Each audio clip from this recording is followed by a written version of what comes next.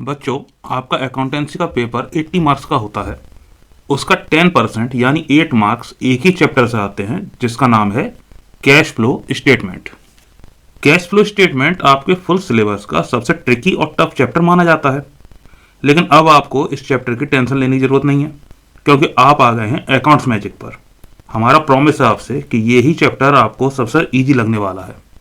तो चलिए साथ में स्टार्ट करते हैं ये beautiful journey with magic of accounts magic. सबसे पहले कैश फ्लो स्टेटमेंट का मीनिंग समझ लेते हैं। Cash flow statement is a statement that shows the inflow and outflow of cash and cash equivalents during the accounting period from operating, investing and financing activities. यानी cash flow statement एक statement है जो एक accounting period के अंतर्गत operating, investing and financing activities के द्वारा cash और कैश इक्विवेलेंट का कंपनी में कितना इनफ्लो हुआ, कितना आउटफ्लो हुआ, यह दिखाता है। समझ में आई बात? अब जितनी अभी अपन लोगों ने थ्योरी पढ़ी है, इसमें आपको 4 अननोन टर्म दिखाई दिए हैं जिनसे आपकी ज़्यादा जान पहचान नहीं है। कौन से हैं? Cash and cash equivalent, operating, investing and financing activities. तो पहले इन चारों से जान पहचान कर लेते हैं, तब आगे की थ्योरी पर चलेंगे।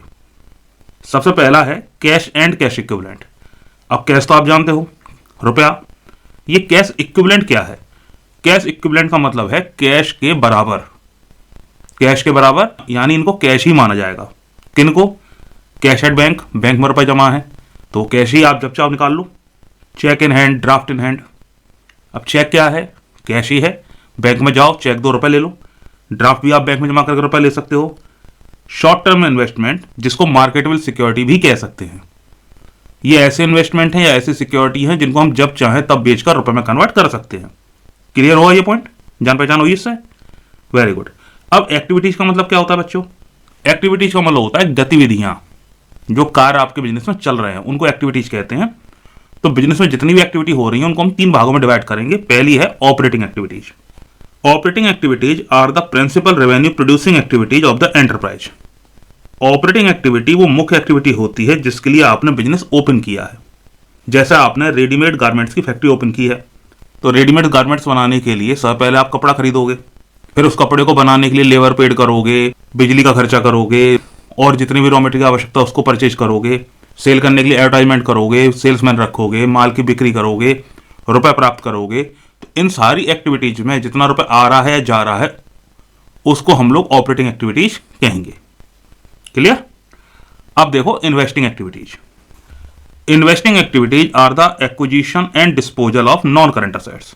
नॉन करंट असेट्स यानी मशीन, ट्रक, फर्नीचर एटसेट्रा, इनको खरीदने या बेचने से रिलेटेड जो भी एक्टिविटीज आप कर रहे हो बिजनेस में, उसको आप बोलोगे इन्वेस्टिंग एक्टिविटीज, क्योंकि आप असेट्स पर इन्वेस्ट कर रहे हो। फिर उन असेट्स को यूज करके आप अपने बिजनेस को रन कर रहे हो, गुड्स का प्रोडक्शन कर रहे हो, ये सारे काम कर रहे हो। अब लास्ट है financing activities. Financing activities are the activities which result in change in size and composition of owner's capital and borrowing of the enterprise।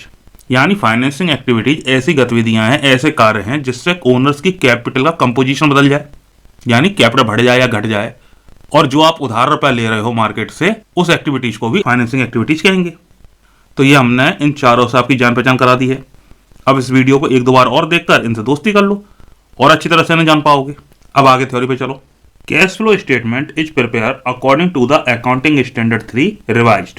Accounting Standard 3 के अनुसार ही हमें कैश फ्लो स्टेटमेंट बनाना होता है। The Accounting Standard prescribe that cash flow statement be prepared either by direct method और indirect method। तो Accounting Standard 3 क्या कह रहा है कि आप कैश फ्लो स्टेटमेंट को डायरेक्ट या इनडायरेक्ट मेथड से बना सकते हो। अब डायरेक्ट मेथड हमारे सिलेबस में नहीं है, तो हम इनडायरेक्ट मेथड की ही बात करेंगे। इनडायरेक्ट मेथड में showing cash flow under 3 heads, namely cash flow from operating, investing and financing activities। तो हमें इनडायरेक्ट मेथड में क्या करना होता है? अपनी कंपनी में cash flow operating, financing and investing activities के थ्रू दिखाना होता है। अब ये एक्टिविटी आपको समझाई थी मैंने पीछे।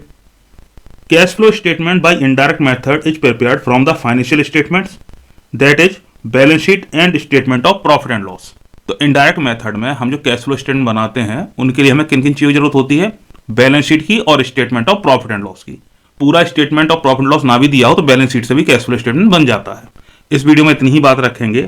हमने आपको कैश फ्लो स्टेटमेंट बता दिया क्या होता है और तीनों एक्टिविटीज से आपका परिचय करा दिया। अगले वीडियो पर आओ उसमें हम उस फॉर्मेट की बात करेंगे जिस फॉर्मेट में हमें कैश फ्लो स्टेटमेंट बनाना है, और अकाउंट्स मैजिक के उस मैजिक की बात करेंगे जिसकी सहायता से आप हर न्यूमेरिकल को इजीली सॉल्व कर पाओगे। तो इस वीडियो को एक बार और सुन लो, फिर नेक्स्ट वीडियो पर आ जाओ।